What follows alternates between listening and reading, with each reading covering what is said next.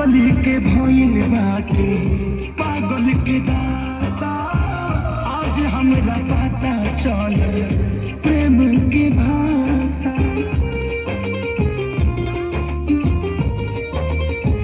हाँ पागल के भइल बाटे पागल के दासा आज हमरा पता चल प्रेम के भाषा।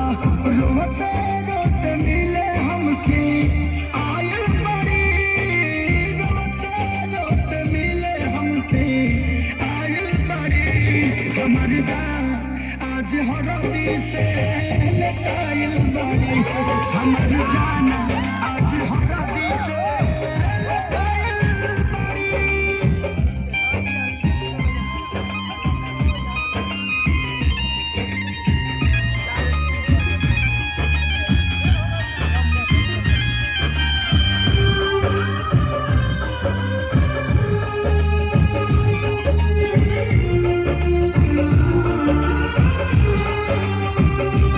घर परिवार देख खोजत होई जा छतिया तमुड़ी हके रोवा तारी नहीं जा। हथवा के मेहदी मिटावे ई तो हमरे के समझावे अखिया पाल राइल पागा लाइल पड़ी अखिया पाल राइल पागा और मैं चाहूंगा स्टेज से स्टेज थोड़ा खाली होने के लटाइल बड़ी हमर जान आज हरदी से लटाइल बड़ी।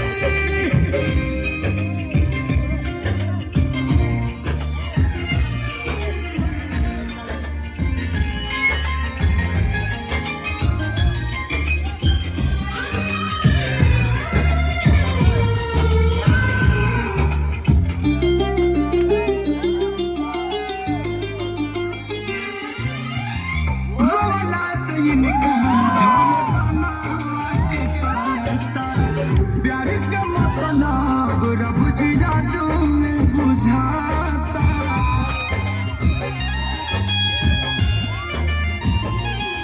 हम इनका से तनिको खफा नहीं थी काहे की जान बेवफा नहीं थी अखिलेश के खेसारी खाती भुलायल पड़ी अखिलेश के खेसारी खाती भुलायल पड़ी हमर जान आज हरदी से लटाइल बड़ी हमर जान आज हरदी से लटाइल बड़ी। हम लोग के छोड़ के ना जाए। कुर्बानी के नाम है तो प्यार वाला और प्रेमी से बढ़ के परिवार वाला सबके इज्जत की बात में जाना तो चले के परी चल।